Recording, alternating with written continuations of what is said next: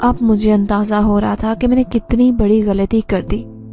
رات کے اس وقت اپنے گھر سے باہر نکلنا ہی نہیں چاہیے تھا۔ میرے اماں ابا مجھے کتنا منع کر رہے تھے کہ آج نہ جاؤ، لیکن مجھے بھی کسی بات کی سمجھ نہیں آ رہی تھی، مگر میں کیا کر سکتی تھی؟ میری بہترین سہیلی کی شادی تھی، وہ چھوڑ بھی تو نہیں سکتی تھی۔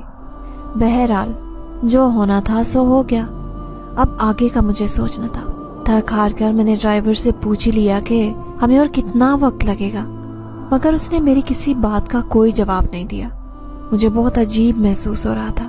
میں اس سے بار بار پوچھ رہی تھی کہ کب تک مجھے گھر چھوڑ دو گے، کب آئے گا راستہ، کتنا سفر رہ گیا ہے، مگر اس نے کوئی جواب نہیں دیا۔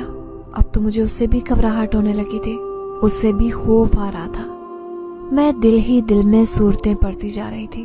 اللہ اللہ کر کے گھر آیا اور میں جلدی سے باہر نکلی، اسے پیسے دیے اور گھر کے اندر چلی گئی۔ لیکن میں نے جیسے ہی پیچھے مڑ کر دیکھا، میرے پیروں تلے سے زمین نکل گئی، کیونکہ وہ گاڑی سے باہر نکل کر مجھے ہی دیکھ رہا تھا۔ میں گھر کے اندر چلی گئی۔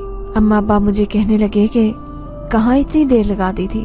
میں نے انہیں ساری صورتحال بتائی تو وہ مجھ پر غصہ ہونے لگے اور کہنے لگے اسی لیے منع کرتے ہیں کہ رات کے وقت اکیلے مت جایا کرو۔ ماڈرن زمانے میں ہونے کا یہ مطلب نہیں کہ آپ لوگ ہاتھ سے نکلتے جاؤ۔ ابا نے کافی دھلائی کی اور اس کے بعد میں جلدی سے کمرے میں چلی گئی، کیونکہ ابھی مجھے اس وقت صرف اپنے